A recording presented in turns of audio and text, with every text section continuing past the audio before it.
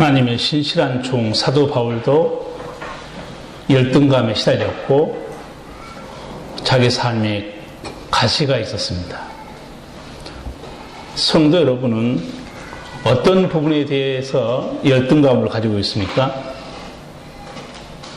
어떤 부분에 가시 때문에 힘들게 살아갑니까? 모든 사람은 다 삶에 가시가 있고 아픔이 있습니다. 열등감이 있게 마련입니다. 사도 바울도 오늘 본문에서 자기의 컴플렉스, 자기 가시 때문에 괴로워했고 하나님께 3번이나 기도했다고 말합니다. 이 세상을 살아가는 모든 사람들 다 약점이 있고 열등감도 있습니다.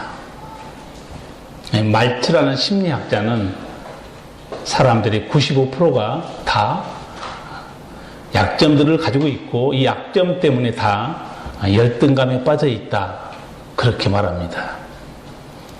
많은 사람들이 학벌에 대한 컴플렉스, 외모에 대한 컴플렉스, 또 가정 문제에 대한 컴플렉스, 남이 알지 못한 자기만이 아는 고통스러운 핸디캡이 다 있습니다.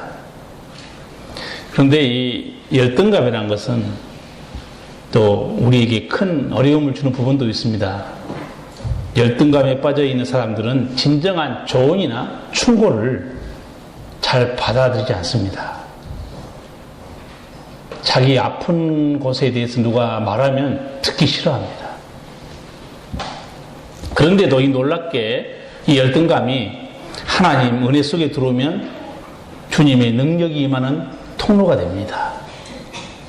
열등감의 고통, 낮은 자존감에서 하나님 은혜로 자기를 다시 보고 내가 아버지 은혜 받은 백성이구나, 새롭게 힘을 얻게 됩니다. 사도 바울도 예수님 안에서 내 가시와 아픔이 오히려 하나님의 은혜와 임하고 강함이 되는 은총이었다, 새롭게 발견하고 있습니다. 몇백 년 전만 해도 우리나라에 양반과 상민이라는 계급이 있었습니다. 이것은 사회의 구조적인 아픔이고 갈등이었습니다. 태어나 보니까 상민 집안이에요. 늘 양반에게 머리를 굽신거려야 했습니다. 말 한마디 제대로 못하고 빌붙여 사는 그런 삶을 살았던 것입니다. 이 구조적인 고통, 한 개인이 고칠 수도 없고 혁명을 할 수도 없었습니다. 이게 사회적인 족쇄였습니다. 고상한 말로 상민이지 쌍놈이라고 부르지 않았습니까?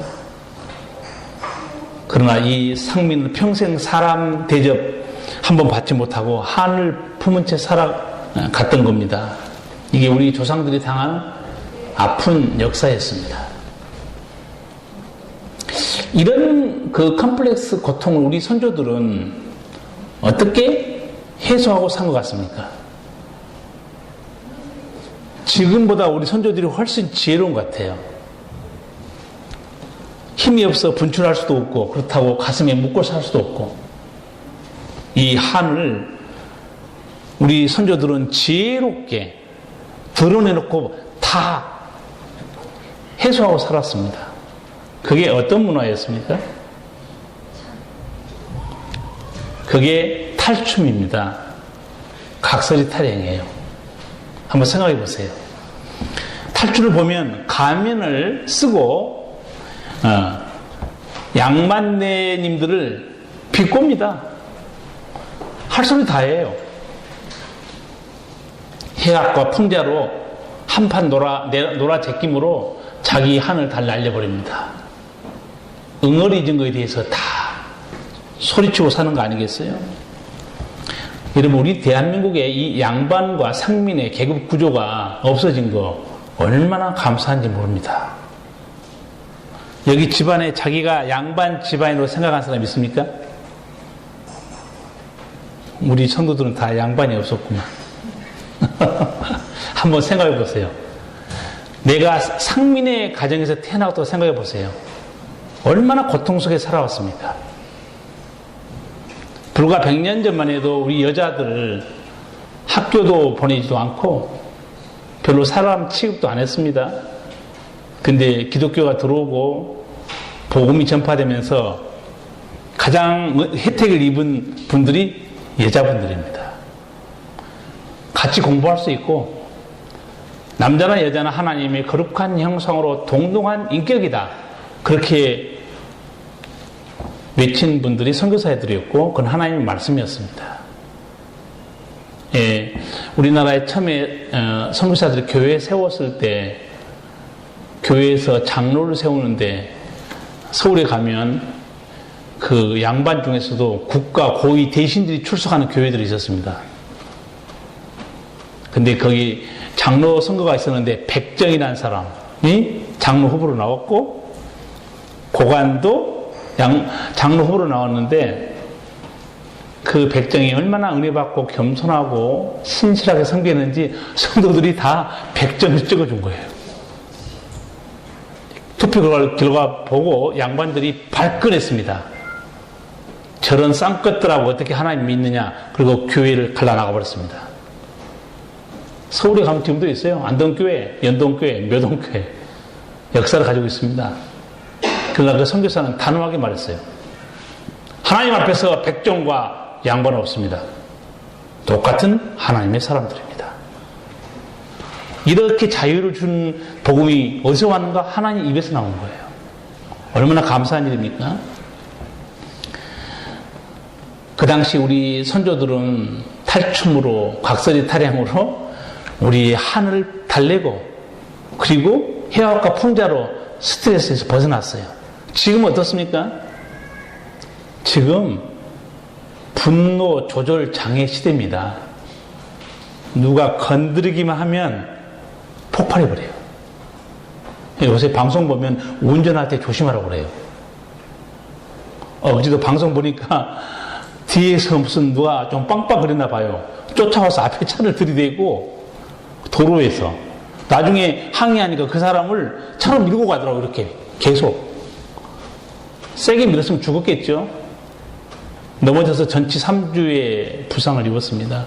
무서운 시대에 살아가고 있습니다. 사람들이 너무너무 전부 다 이 속에 거의 독과 악만 남은 그런 시대예요. 제가 몇 달 전에 분노 조절 장애 증상을 분별하는 기준을 설명한 적이 있죠. 우리 교회도 분명히 있습니다. 분노 조절 장애. 조금만 말하면 참지를 못해. 흥분해. 그래서 오직하면 우리 교회 하나님이 죽으라고 숙제를 내줬겠습니까? 월요일날 죽을 사람, 화요일날 죽을 사람. 아직도 그 기억하고 있습니까? 아니면 잊어버렸습니까? 숙제는 계속되어야 한다. 한 명만 하면 이제 십자가에 죽고 싶지 않습니까? 분명히 하나님께서 여러분에게 숙제 내주지 않습니까? 월요일날 죽을 사람. 나는 월요일날은 하루 내 성품, 내 교만, 내 혈기, 내 분노 십자가에 못 박고 주님이 내 속에 역사하도록 하자. 얼마나 귀한 숙제입니까? 여러분은 숙제 내줘도 너무 잘 까먹는 것 같아. 어떤 성도는 숙제를 뭘 내줬죠? 이렇게 물어본 사람도 있어요. 여러분, 똑똑하게 사는 게 좋은 게 아니고 행복한 삶을 위해서는 유머와 위트가 필요합니다. 옛날에는 여자들에 대한 그런 얘기가 좀 있었어요.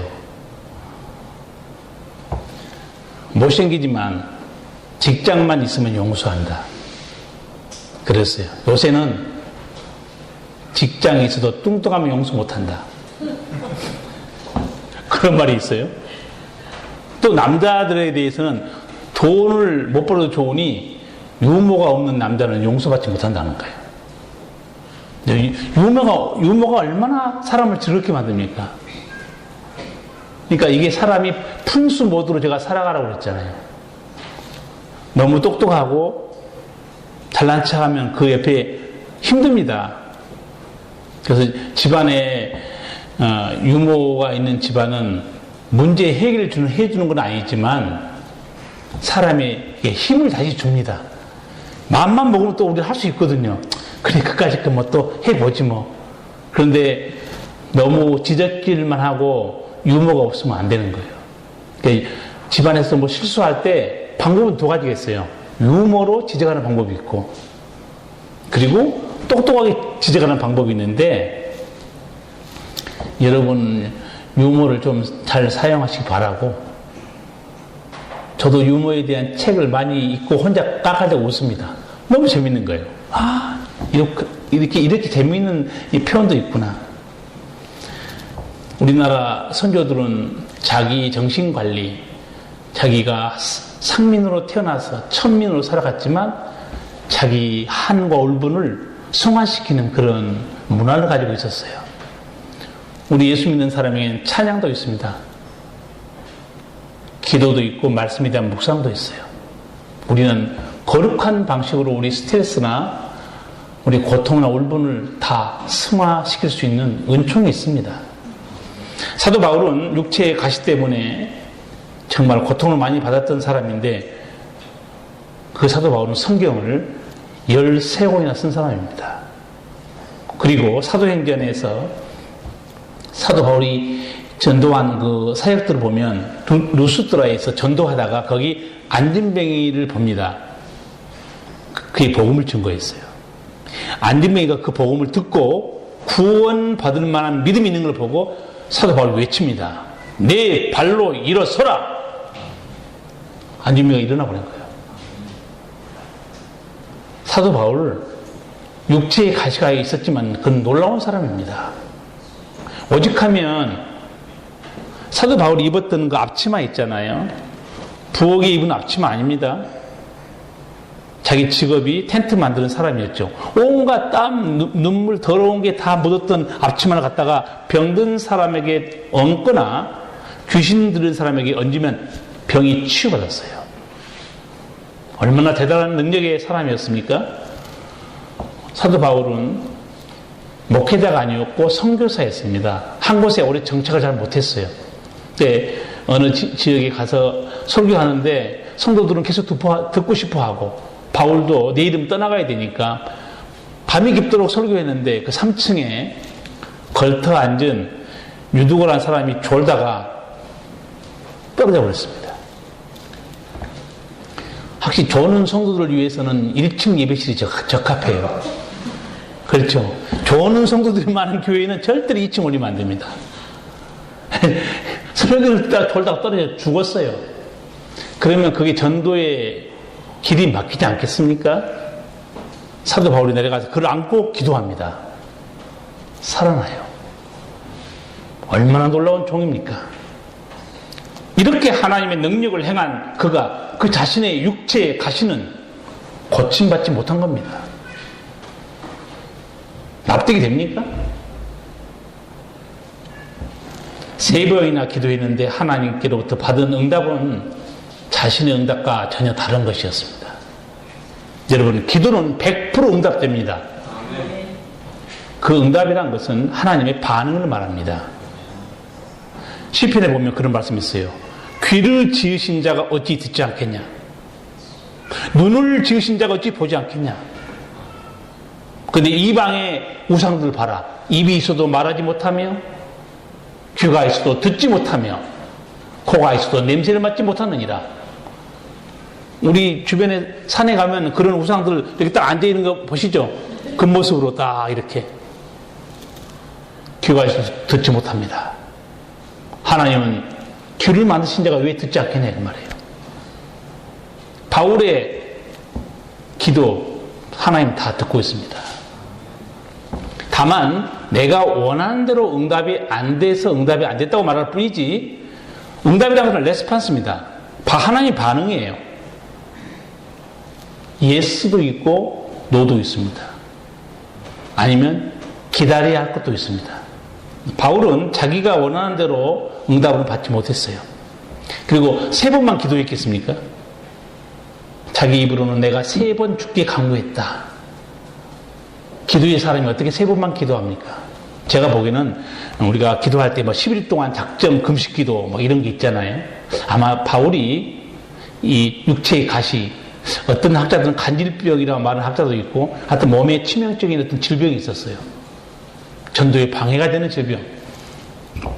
아마 뜻을 두고 세 번 간절히 기도했는데 하나님이 들려오는 응답은 뭐였는가? 내 은혜가 내게 족하도다. 이는 내 능력이 약한 데서 온전해짐이라. 하나님, 내 육체의 가시 이것 좀 해결해 주세요. 그런데 하나님께서는 육체의 가시를 내 은혜 이렇게 표현합니다. 우리 입장에서는 가시인데 하나님 입장에 볼 때는 은혜라고 말하고 있어요. 오늘 여러분 신앙생활한 여러분 중에도 나는 육체의 가시고 컴플렉스고 열등감으로 생각하고 있는데 하나님은 그것이 너를 향한 너로 실족지 않게 하는 내 은혜다. 이런 부분이 많습니다. 명심해야 됩니다. 우리는 하나님께 우리가 간구할 때 내가 원하는 기도, 내 원하는 응답을 우리는 기대하고 있습니다. 그러나 하나님께서는 우리의 필요한 것을 채워주시고 우리 원대로 응답해 주지는 않습니다. 바울이 육체의 가시를 고쳐주지 않는 것에 대해서 하나님의 뜻을 발견합니다. 이게 기도의 가장 핵심적인 은총입니다. 기도는 내 소원만 아뢰는 게 아니고 하나님의 음성을 들어야 돼요. 이 사건에 대한 하나님의 뜻을 알아야 되는데 그 7절에 있습니다. 같이 한번 읽겠습니다. 여러 계시를 받은 것이 지극히 크므로 너무 자고하지 않게 하시려고 내 육체의 가시 곧 사탄의 사자를 주셨으니 이는 나를 쳐서 너무 자고하지 않게 하려 하심이니이다. 아멘. 정말 사도 바울처럼 계시와 율법과 복음에 대해서 잘 준비된 사람 없습니다. 예수님이 직접 3년 동안 데리고 다녔던 그 12 제자하고는 이 복음이라든가 지식에 대해서 성령의 권능에 대해서 비교가 안 됩니다. 정말 놀랍게 준비된 사람이에요. 그래서 사도 바울은 깨달았어요. 내가 받은 계시가 너무 많아서 하나님이 나로 자고하지 않게 하려고. 자고하다는 말이 대단히 중요한 말입니다. 자고하다는 말은 얼뜻 들으면 교만하다, 잘난 척하다, 자기를 드러내다 이런 단어로 되어 있지만 사도 바울이 이 쓴 단어는요 어떤 의미로 썼냐면 내가 하나님 자리에 올라가지 않게 하시려고 그런 뜻입니다. 대단히 중요한 단어예요. 우리 조금 능력이 있고 아는 체 하면 안한무인입니다. 사도 바울이 데살로니가 후서 2장 4절에서 이 단어를 딱 한 번 씁니다. 어떤 뜻이냐면 사탄이 하나님 자리에 올라가서 높은 체한다 스스로. 그때 이 단어를 딱 한 번 써요. 바울은 자기가 이 단어를 썼어요. 사탄에 관련돼서. 이제는 자기와 관련돼서 이 단어를 쓰고 있습니다. 하나님이 나로 하나님 자리에 올라가지 않게 하시려고 이런 가시를 줬구나. 얼마나 위대한 깨달음입니까? 하나님의 일을 한 사람들은 조심해야 됩니다. 특히 개척교회에서 수만 명 부흥시킨 목사나 개척할 때 고생한 장로나 권사나 조심해야 돼요. 자기 의의를 드러내거나 교회에서 자기를 알아달라고 참 어리석게 구는 사람들 많습니다. 그 단적인 예를 한번 들어볼까요? 교회마다 똑같이 쓴 용어가 있습니다. 굴러온 돌이 박힌 돌을 뺀다고 얘기합니다. 그게 교회에서 쓸 말입니까? 우리가 교회 터줏대감이고 우리가 교회를 개척했는데 뒤에 들어온 성도들이 뭔데 우리를 밀어내려고 그러느냐. 교회가 무슨 감투장입니까? 교회는 죄인이 모이는 곳이에요. 하나님의 은혜를 깨닫는 곳이고 하나님의 음성 듣는 곳이 예배당입니다. 어느 누구도 하나님의 영광을 가로채서는 안 되는 거예요. 저도 그 부분에 대해서 하나님께서 내게 어떤 꿈으로 제게 경고했는가 제가 한번 간증한 적이 있습니다. 신학교 다닐 때 하나님이 꿈으로 책을 딱 보여주는데 모든 페이지에 다 하나님, 하나님, 하나님만 가득 차 있었어요. 그래서 꿈에서 책 보면서 하나님이라는 단어가 이렇게 많이 있네? 그 다음 순간 하나님이 글자 한 자를 딱 빼버렸어요. 하자를 딱 다 뺐습니다. 그러면 그 책에 이제 무슨 글씨만 남는 거예요? 하자 빼면? 나님이죠. 누가 주인을 하고 있어요? 내가. 꿈을 깨고 내가 깜짝 놀랐습니다. 하나님이 저한테 준 경고였어요, 미리. 하나님에서 하자 빼면 너만 남는다는 거예요. 내가 내 영광을 가르칠 수 있고, 너만 드러낼 수 있고. 여러분, 하나님께로부터 경고받는다는 것은 은총입니다. 그렇지 않습니까? 자동차 중에서 가장 중요한 장치가 뭐라고 생각하세요? 제가 또 1번, 2번, 3번 해볼까요? 1번의 엔진, 2번 백미러, 3번 브레이크. 어떻게 알았어? 브레이크. 그렇죠. 자동차에서 가장 중요한 기능은 제동장치입니다. 차가 아무리 좋아도 최고의 상황을 갖추고 있어도 브레이크가 고장나면 죽습니다. 한순간에 날아갑니다. 하나님의 영광을 가로채거나 자기 자리를 알지 못하고 교만한 사람들, 대단히 위험한 거예요. 자기 사도 바울은 깨달았습니다. 하나님이 나로 하여금 하나님 자리에 올라가지 않게 하시려고 내게 이 육체의 가시를 줬구나. 나는 약한 죄인이고 나는 부족한 사람이구나. 하나님 알게 해준 거예요. 저는 그걸 모세에게도 보고 있습니다. 모세야말로 이스라엘 지도자 중에서 최고의 영웅이 될 수 있는 사람이에요. 애굽의 압제에서 해방시키고 가나안 땅을 지나서 지금 적과 꿀이 흐르는 땅으로 들어갈 뻔했죠. 물론 모세가 반석을 향해서 물을 내는 사건을 통해서 하나님의 백성들을 야단치고 어떻게 보면 좀 욕을 한 거죠. 열받아가지고. 하나님 거기서 모세에게 내 거룩함을 드러내지 않았으므로 너는 내 약속의 땅에 들어가지 못할 것이다. 근데 이 신명기 1장 보면 그것 때문에 모세가 여러 번 기도했던 게 나와요.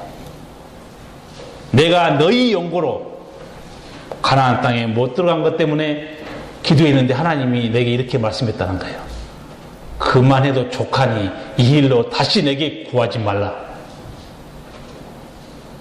아니, 약속의 땅을 문 앞에 두고 못 들어가다니 얼마나 모세가 안타까웠겠어요.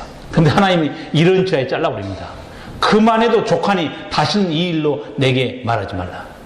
근데 제가 보면 그게 모세를 향한 하나님의 사랑이었어요. 모세가 가나안 땅에 들어갑니다. 모세의 자리가 어떻게 될까요? 하나님 자리로 올라갑니다. 모세가 우리 해방자요 인도자였다는 거예요. 그게 모세를 위한 길이겠습니까? 우리는 우리 자리가 있습니다. 하나님은 하나님의 자리가 있어요. 그걸 깨닫는 게 겸손입니다. 그걸 아는 것이 지혜입니다. 오늘 사도 바울은 내게 주신 은사와 계시와 지식이 너무 많아서 나로 교만해서 하나님 자리에 올라가는 그 엄청난 죄악을 범치 않게 하시려고 내게 육체의 가시를 두셨구나 깨닫는 거예요. 이것이 바로 육체의 가시의 의미에 대한 재발견입니다. 오늘 제가 주보의 설교 제목을 육체의 가시, 그 은총의 재발견 이렇게 정한 겁니다. 사도 바울이 자기 육체의 가시에 대해서 그 은총에 대해서 다시 깨닫게 된 겁니다.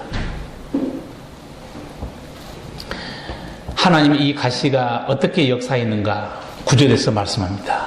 같이 한번 읽겠습니다. 내게 이르시기를 내 은혜가 내게 족하도다. 이는 내 능력이 약한 데서 온전하여짐이라 하신지라. 이러므로 도리어 크게 기뻐함으로 나의 약한 것들에 대하여 자랑하리니 이는 그리스도의 능력으로 내게 머물게 하려 함이라. 아멘. 이 가시가 어떻게 역사한 겁니까?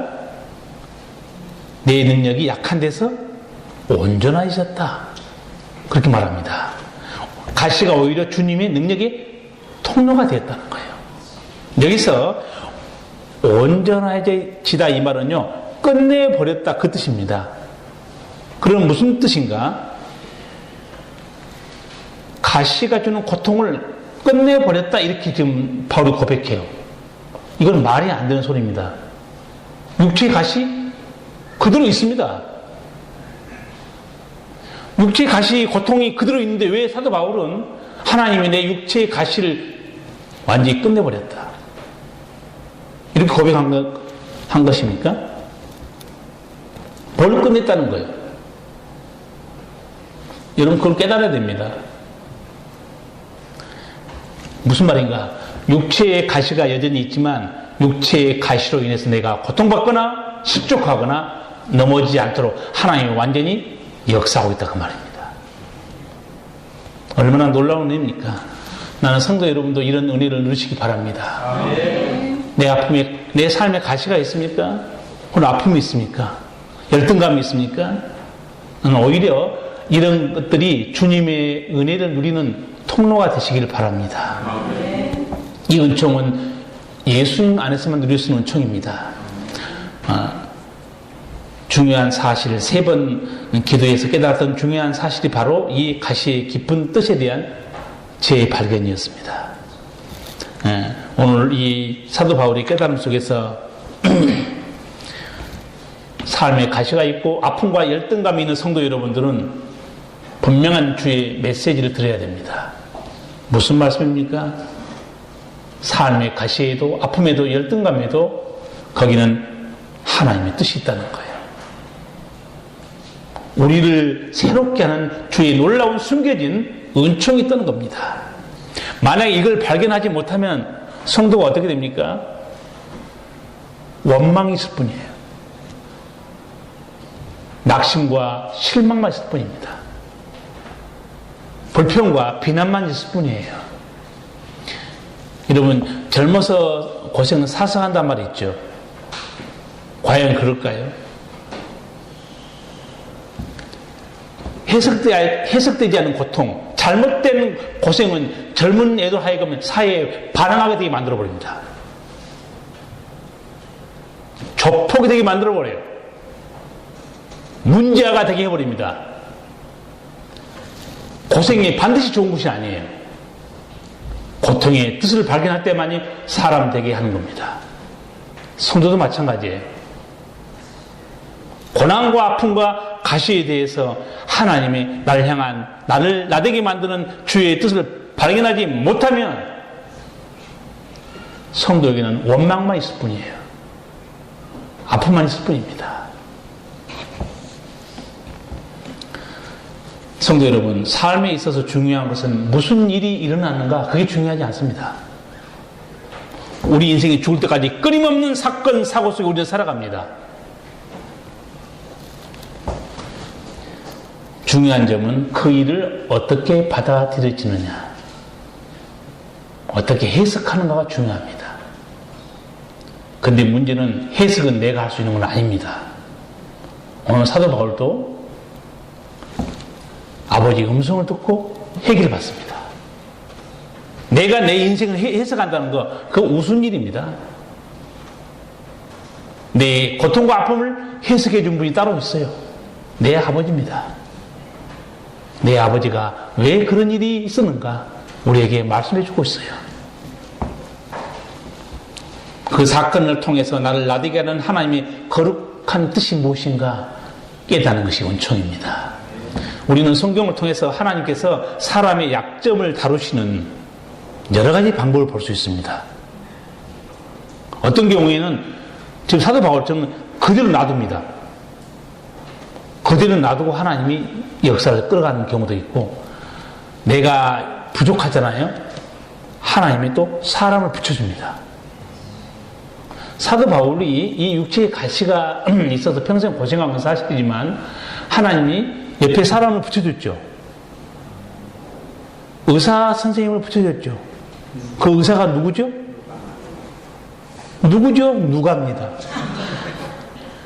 누가가 사도 이제 바울 곁에 서서 감옥에 갈 때까지도 떠나지 않고 계속 그런 신실한 의사, 저 보통 믿음이 좋은 의사가 아니에요. 그래서 사도 바울 곁에서 사도 바울이 했던 걸 모든 걸 기록한 사람이 누가였고, 사도행전과 누가복음을 누가 썼느냐? 누가가 썼어요. 그래서 기록이 중요합니다. 기록이 안 남으면요 아무것도 없습니다. 사실 저도 우리 교회 지금 부임한 지 7년 됐는데, 저는 저 설교를 녹음하거나 무슨 녹화하거나 꿈도 안 꾼 사람이고, 저 속으로는 어떤 정신없는 사람이 오세선 목사 설교 듣겠느냐, 난 녹음 안 했어요. 근데 녹음을 본의 아니게 하게 할 그런 계기가 있었어요. 저 서종면에 양수리 1시간 거리에서 우리 교회 나왔던 권사님이, 목사님 나 새벽기도 못 나오니까 새벽기도 녹음해서 좀 주세요. 나도 양인데 양이 말씀을, 이 생명의 젖을 달라는데 안 해줄 수가 없어가지고 할 수 없이, 또 그 차가 옛날 차 가지고 카세트 테이프가 들어간다는 거예요. 강변 테크노마트 가서 카세트를 사다가 테이프에 녹음해서 그 권사님 드렸어요. 1년쯤 지났습니다. 자기가 차를 바꿨어요. 카세트 테이프에 들어간 차가 요새 있습니까? 그러니까 이번에는 목사님 CD를 좀 꽂아달라고요. 또 할 수 없이 CD 플레이를 준비했고, 자기 아들이 미국에서 오면서 그 MP3 녹음기 아들한테 또 주문해서 가져오라고 했나 봐요. 지금 제가 여기 차고 있는 게 미국에서 들어온 이 MP3 녹음기입니다. 조그만 거. 그래서 원래는 그 권사님이 달라고 그러니 어떡하겠어요. 새벽기도 못 나오니까. 근데 이게 여기 새벽기도 안 나온 사람 중에 여러분이 왜 달란 말 안 하죠? 말씀이 충분합니까? 신앙생활은요, 다 자기 관리할 따름입니다. 말씀이 전혀 관심이 없는 성도도 있고, 정말 말씀을 사모하고, 그걸 듣고 그 말씀 속에서 힘을 얻고 아버지 기뻐하는 대로 살아가는 성도도 있습니다. 신앙생활 품질이 다 똑같지 않습니다. 천차만별입니다. 불신한 믿음도 있고 신실한 믿음도 있습니다. 결국은 그게 발전해서 그 mp3를 녹음하게 됐고, 우리 교회에서 홈페이지를 만들려고 작정했지만 제가 반대했어요. 그 누가 보느냐 홈페이지를. 우리 교회 출석한 어른들이 누가 볼 사람도 없습니다. 근데 이것도 작년에 만들어졌고, 결국은 이제 거기 올라가기 시작했고, 이제 성도들 수준이 높아가지고 목사님 얼굴 좀 보여주세요. 동영상을 찍어야 되겠다는 거예요. 내가 그 얼굴 봐서 뭐하냐. 은혜도 되지 않는 얼굴을 멀리서 찍으시오. 얼굴은 파리똥만하게 조금 나오게. 목소리가 중요하고 복음이 중요한 거 아니냐고. 근데 하나님의 이 말씀은 놀랍습니다. 예, 우리 교회 교인 아니지만 안산에 있던 어떤 여자 집사가 유튜브에 올리겠다고. 솔직히 유튜브에 누가 봅니까? 오세선 이름도 모르는데. 근데 한 명이라도 은혜 받으면 좋은 거 아닙니까? 올립시다. 그래서 하도 사정해서 올리세요. 근데 요새 또 자기는 그 보는 즐거움이 있나 봐. 목사님. 첫 번째 올린 게 300kg 찍었습니다. 두 번째 올린 게 200kg 넘었습니다. 내가 카톡 보냈어요. 어떤 정진당한 사람이 그 설교를 듣나? 구원받는 사람이 듣고 아마 소문을 내고 소문 낸 것 같아요. 안 그렇고 유튜브 상에서 오세선 이 옥수수밭에 옆에 사는 목사 누가 알겠어요? 하나님의 역사입니다. 생명의 말씀을 통해서 병든 영혼들, 치유받아야 할 영혼들, 진리를 모르고 방황하는 영혼들에게 하나님께서 생명의 말씀을 같이 나누게 하신 거 아니겠어요? 하나님은 준비시키고 다 일하십니다. 모세, 하나님께서 해방자로 준비시켰는데 80년 걸렸습니다. 그리고 이제 내 백성을 인도해라. 인도하기 전에 하나님이 모세에게 보여주는 기적이 뭐였죠? 하나님께서 모세에게 두 가지 기적을 보여줬죠. 지팡이를 던지라고 그랬죠. 지팡이가 어떻게 됩니까? 뱀이 된지도 모르세요? 다시 집어서 어떻게 됩니까? 지팡이 됩니다. 두 번째 기적이 뭐였습니까? 두 번째 약하시군요. 내 손을 품에 넣어보라고 그러죠. 손이 어떻게 됐습니까? 문둥병이 걸리지 않습니까? 다시 집어넣으라 어떻게 됐습니까? 깨끗하게 치유되어 버립니다. 하나님이 모세에게 나는 전능하신 하나님이라는 거예요. 나를 믿고 가라. 하나님 분위기를 다 맞춰놨는데 모세가 하나님 이 말주변이 없는데요. 출애굽기 4장 10절을 보면 모세가 여호와께 고하되 주여 나는 본래 말에 능치 못한 자라 주께서 주의 종에게 명하신 후에도 그러하니 나는 입이 뻣뻣하고 혀가 둔한 자입니다. 보낼 만한 자를 보내소서. 하나님이 한마디로 열 받아버립니다. 내가 다 해줄 줄 아냐? 내가 할 건데. 근데 그 전능하신 하나님이 모세를 달변가로 만들어주지 않습니다. 사람을 붙입니다. 누구를 붙여주죠? 아론입니다. 아론이 말을 참 잘했던 것 같아요. 내 형 아론이 말 잘하지 않냐? 내 입에 대언자가 될 것이다. 가라. 하나님 일하시는 방식을 잘 보시기 바랍니다. 가시를 그대로 두기도 하고 약한 부분이 있으면 사람을 붙여주기도 합니다. 하나님이 다루시는 방식이 다양하다는 거예요. 최근에 믿음을 갖기 시작한 한 성도가 저한테 전화와서 상담을 한 거예요. 목사님, 너무 힘들어요. 시아버지는 뇌경색으로 쓰러지고 또 시어머니는 교통사고로 병원에 입원하고 남편도 직장생활이 너무 힘들고 목사님, 나 너무 힘들어요. 그래서 제가 고린도전서 10장 13절을 설명해 줬어요. 사람이 감당할 시험 밖에는 너희에게 당하는 것이 없나니 오직 하나님은 미쁘사 너희가 감당치 못할 시험 당함을 허락지 아니하시고 시험 당할 즈음에 또한 피할 길을 내사 너희로 능히 감당하게 하시느니라. 하나님이 감당할 힘도 주시고 피할 길도 주십니다. 그런데 얼마나 힘들었는지 또 이렇게 말해요. 목사님, 그렇긴 한데요, 힘들어요. 힘들겠죠. 그래서 저는 안 되겠다. 설명 좀 잠깐 해야 되겠구나. 이렇게 말했습니다. 하나님께서 믿음도 없고 하나님의 권능도 모르고 기도의 능력도 모르는 당신을 부르셔서 이제 성령과 말씀과 기도의 능력을 알겠지 않습니까? 한번 생각해 보라고 그랬어요. 당신이 이런 능력을 알지 못한 상태에서 집안에 이런 우환이 닥쳤으면 당신이 어떻게 극복할 것 같습니까?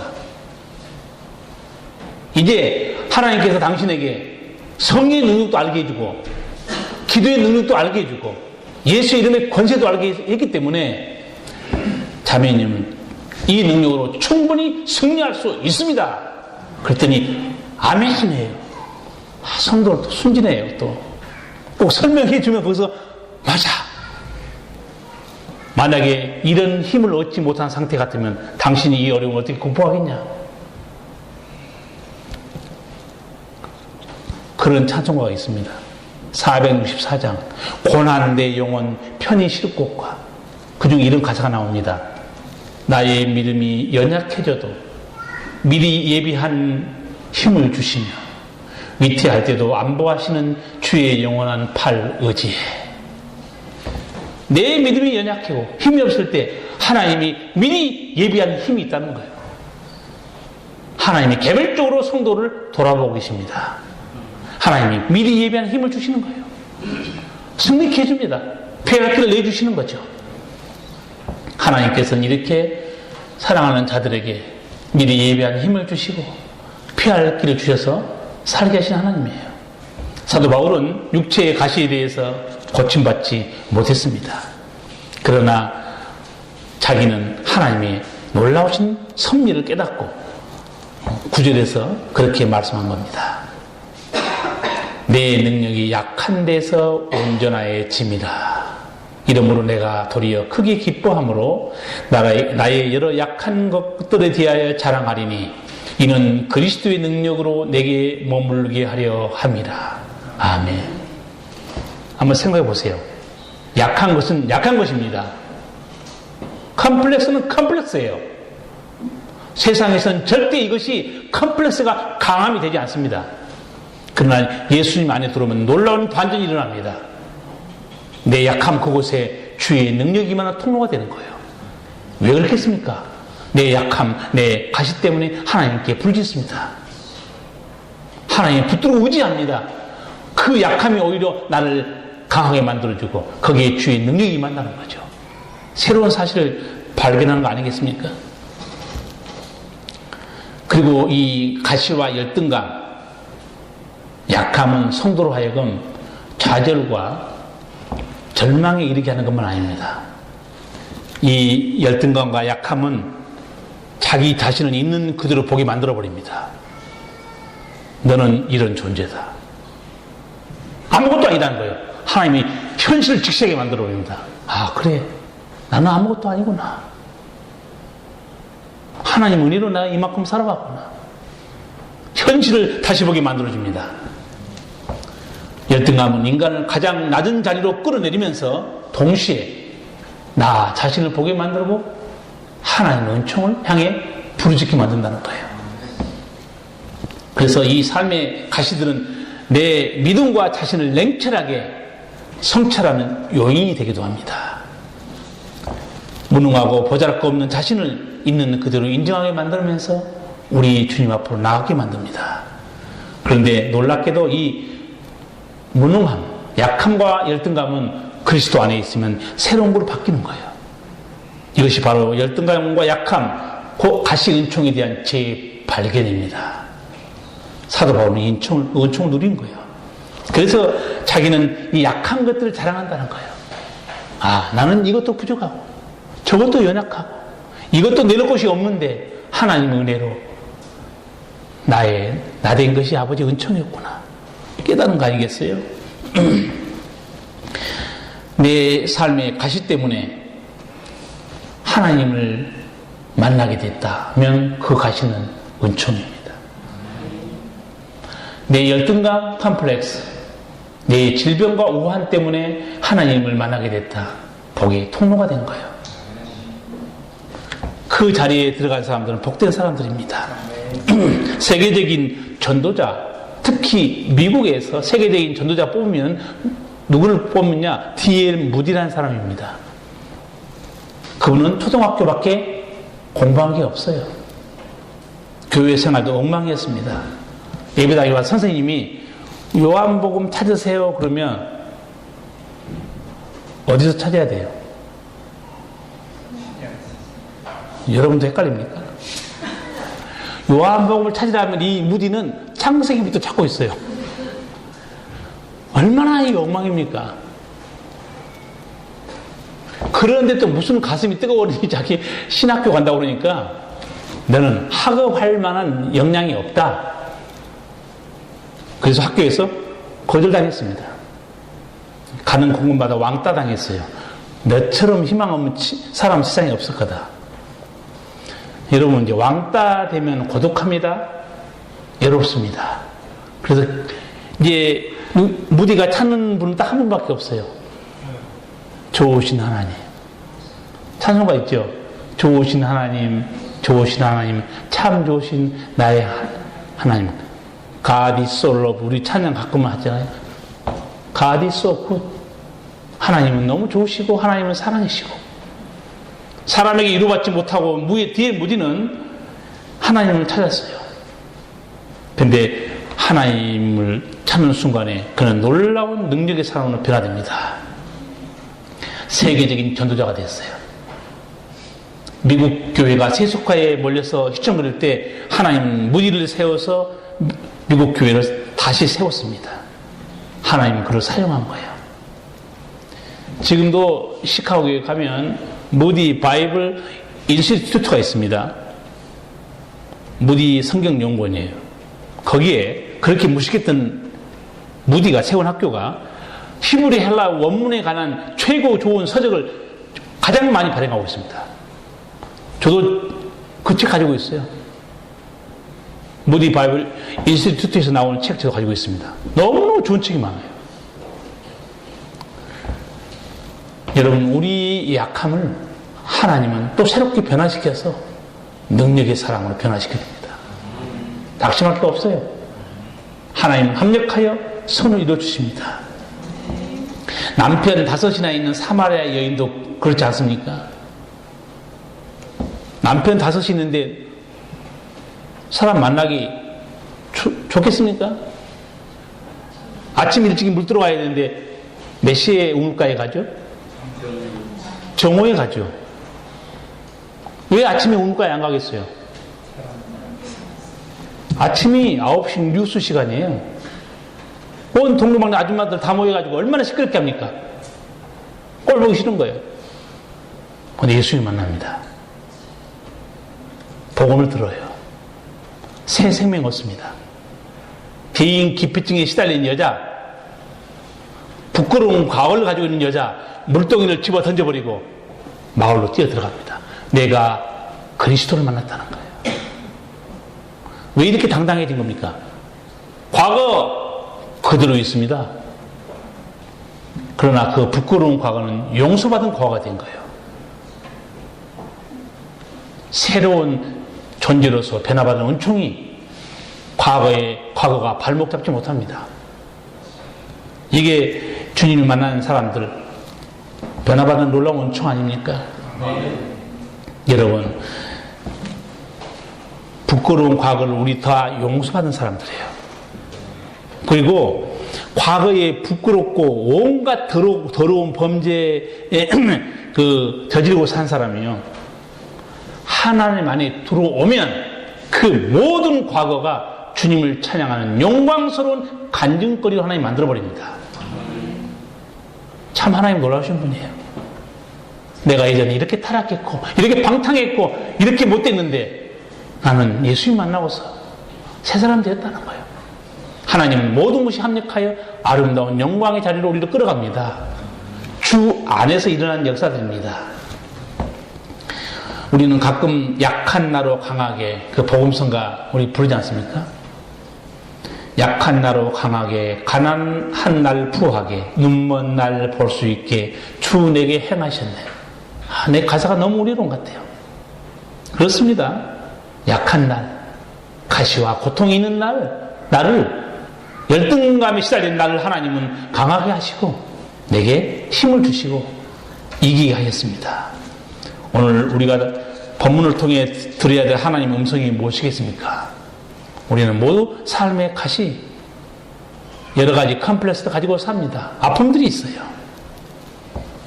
성도 여러분, 약함과 이 컴플렉스를 어떻게 관리하십니까? 중요합니다. 내 약점과 아픔을 어떻게 관리하느냐 대단히 중요합니다. 예수님 만나야 됩니다. 주님이 그 내 약함을 강하게 만들어주시고 주의 능력의 통로로 만들어줍니다. 성도 여러분, 고난과 약하면 반드시 믿음의 사람이 되게 하는 하나님의 뜻이 있습니다. 주님의 손길이 있습니다. 다른 것으로 여러분 자랑할 필요 없습니다. 성도에게는 예수님이 자존심이 되어야 돼요. 예수님이 자긍심이 되어야 됩니다. 세상 것으로 치장할 게 없어요. 세상 것 부족하다고 기 죽을 필요도 없습니다. 죄 때문에 기가 죽어야 되고 세속에 빠진 것 때문에 기가 죽어야 되고 십자가의 길을 걷지 못한 것 때문에 기가 죽어야 바른 성도입니다. 세상 것으로 잘못 치장하면 어떻게 되는 거 아시죠? 된장녀 됩니다. 또 우리 할머니들 된장녀가 뭐예요, 목사님? 생각할지 모르겠어요. 명품 걸친다고 사람 바뀌지 않습니다. 겉모습 치장한다고 새로운 존재가 되는 거 아니에요. 성도에게는 예수님이 자존심이고 예수님이 자긍심입니다. 고린도후서 4장 7절을 보면 우리가 이 질그릇에 보배를 가졌으니, 우리 질그릇이 뭡니까? 인생입니다. 질그릇같이 연약한 인생, 부딪히면 깨집니다. 육체도 깨지고 마음도 말 한마디에 상처받습니다. 그런데 이 질그릇에 보배를 가졌으니, 이 보배가 누굽니까? 예수님입니다. 이제 예수님 안에서 여러분의 가시나 약점, 열등감, 주님이 새롭게 하시는 은총이다 깨닫기 바랍니다. 한 가지 또 당부드릴 거는, 우리 성도들은 내가 가시로 다가오는 사건이나 가정의 문제나 내 삶에 있는 이 힘든 것들을요, 해결하려고 덤벼듭니다. 응답 받아야 될 기도 제목으로 끌고 갑니다. 근데 오늘 사도 바울의 이 가시를 보면서 한 가지 여러분 생각할 점이 있습니다. 평생도록 내게 이 가시가 그대로 있다 그러면 이는 해결받아야 할 문제가 아니고 나되게 넘어지게 하지 않게 하는 하나님의 가시였다. 은혜이구나. 오히려 나를 넘어지지 않게 하는 이 가시로 인해 주여 감사합니다. 이 깨달음이 반드시 있어야 됩니다. 그러므로 내 약함이 예수님의 능력이 머무는 통로임을 깨닫고 승리하는 삶을 사시기 바랍니다. 기도하시겠습니다. 걸어가신 우리 아버지, 은혜를 감사합니다. 주께서는 합력하여 선을 이루시며 가시를 통해서도 역사하시며 또 우리를 자유케도 하여 주십니다. 오늘 우리 성도들이 당하고 살아가는 모든 삶의 아픔과 눈물 속에 하나님이 말씀해 주실 때 우리는 자유하고 행복해하며 우리 가시 그곳에 주의 능력이 임하는 지점인 걸 저희가 믿습니다. 우리 성도들이 이 귀한 하나님의 뜻을 깨닫고 말씀과 기도 안에서 주님으로 인해 행복하며 즐거워하며 자유를 누리며 살게 은혜를 베풀어 주시옵소서. 예수님 이름으로 기도하옵나이다. 아멘.